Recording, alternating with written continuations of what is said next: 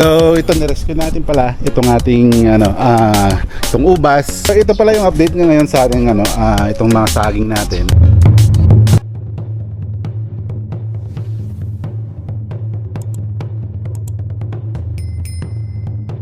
Kay ganda mga kalots.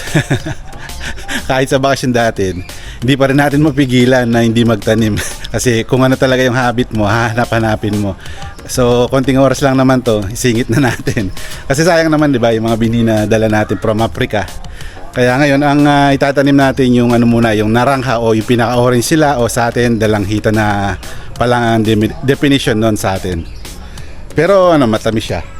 So ito, nirescue natin pala itong ating itong ubas.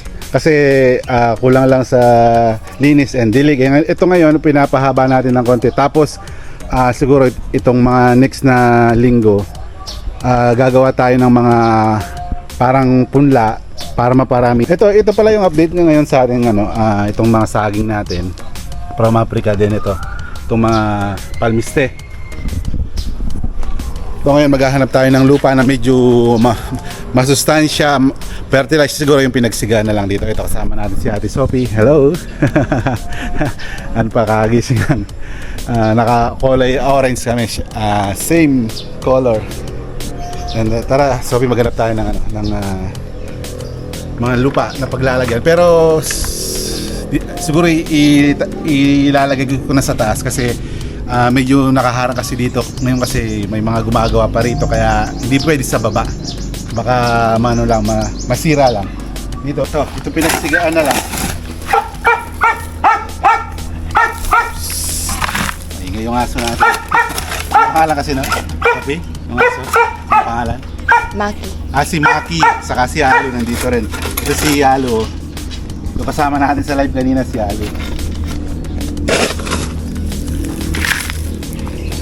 Mas buhangin lang siya pero medyo mataba.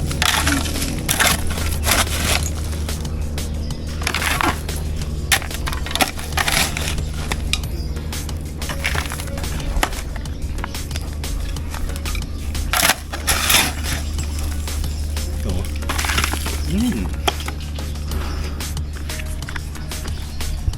Tara. Ito paglalagyan natin. Kaya hahaluan natin ng normal na lupa. Ito yung pinagbukain sa plant box. Sandy and yung normal na lupa natin.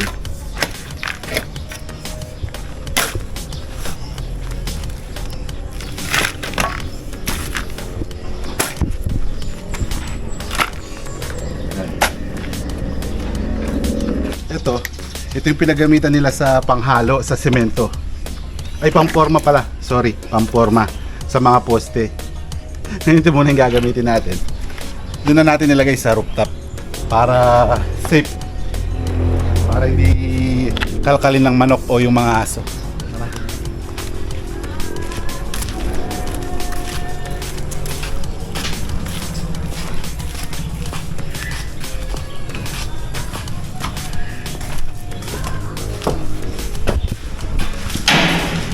Ayun yung bahay, hindi pa tapos. Pero this week lalagyan na ng bintana sa ng pintuan, kasi kung may mga gusto kaming gamit na ilagay dito, may paglalagyan. Ay, ingat ka guys.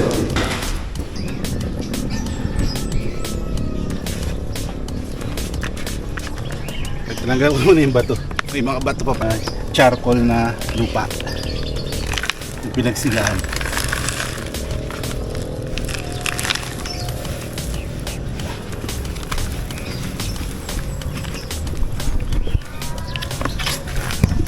Nasobrahan pala. Pa-flat muna natin.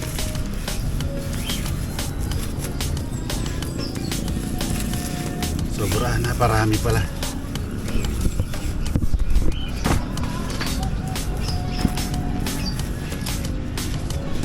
Ngayon, kukuha muna ako ng tubig, Sophia. Kumuha muna tayo ng tubig sa baba para madaling itusok. Ito para. Ito yung mga binhi natin, mga kalods. Oh, baka mabasa. Ilipat natin.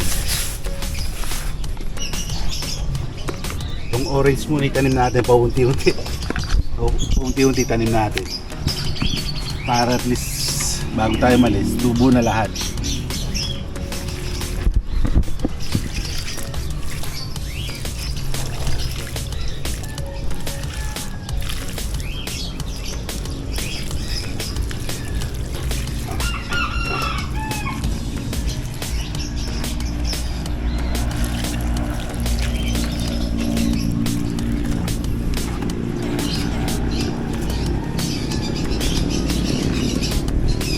Ay, ito.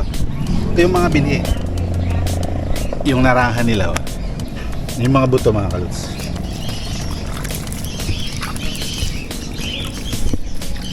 Para tayo nagsisemento na ito.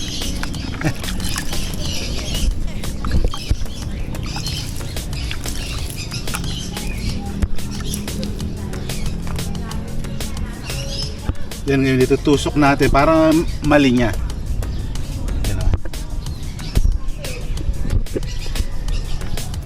Sana tumubo to. Kasi matamis din naman.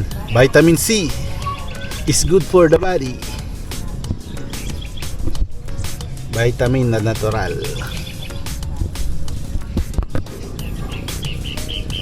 Para nakalinya.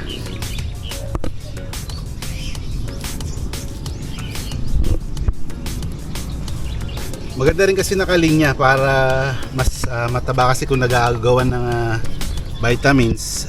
Yung ibang binhi minsan payat. Ganun lang kung sinong malakas kumain sa nutrients, siya yung maganda yung siya yung maganda yung tubo. Pero pag mga kapabutong ito medyo matagal talaga magbunga, siguro mga 3 to 5 years. Pero kung lumago siya, pwede tayo grafted or crafting, yung puputulin sa sanga. So konti na lang. Itodo na natin lahat to para walang sayang.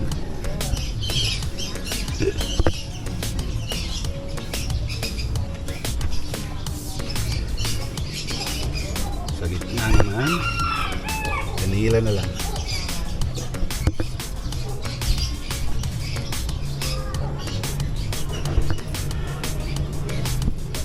Init ba? Init.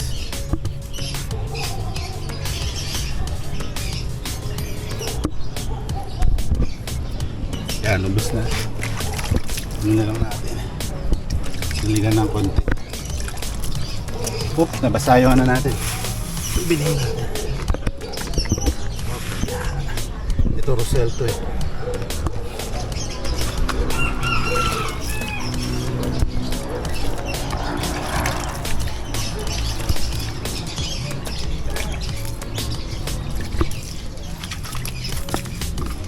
Ay, alas 8 pa lang ng umaga. Pawis na tayo.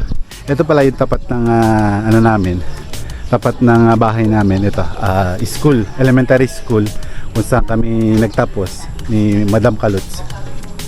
Magkaklase kami kasi dati dito yung tindahan ng biyanan ko. Yan, paunti-unti, di ba? Papagawa natin yung bahay.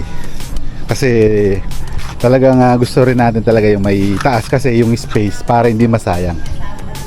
So ang plano nito hanggang rooftop pero bahala na si Lord kung hanggang saan yung kakayanin natin. Kaya nagsisikap pa rin tayo na kumita sa work para magtuloy-tuloy. Paunti-unti. Ang bahay naman kasi di mo naman pwedeng patapos ng beses lalo na kung hindi naman ganun kalaki yung budget mo. Maliban na lang talaga yung mga may taong may pera na kagad or may pondo na kayang ipatapos ng isang beses lang. Pero kagaya natin na marami rin tayong bayarin, di ba? Na unti-unti nag-iipon tayo tapos kung ano yung makayanan, pinapagawa natin. So si Ate Sophie nakapagbila din siya. And siguro pag may pag may bola na kasi order kami ng bola ng volleyball eh. So yan natin dito train natin si Sophie habang tayo nandito kasi sayang naman ang tangkad niya. Sophie, tingnan niyo yung namin yung agwa to. Konti na lang. Straight ka nga, mag-straight ka. Di ba? Konti na lang. Makabutan na tayo. So, yung mga mangga ng kapitbahay. And saging marami dito. So, ayan paunti-unti lang. Di naman tayo pagod sa pagtatanim. Ganito lang, kukunti lang. Paunti-unti lang yung mga binhi natin, ipupula natin. Kagaya dito, pinula namin dito sa rooftop. Yan, sa mga kalods, abangan nyo lagi yung vlog ng Kalutong Pinoy. Salamat sa mga nakaka-appreciate ng video natin. Sophie, bye-bye na. Bye!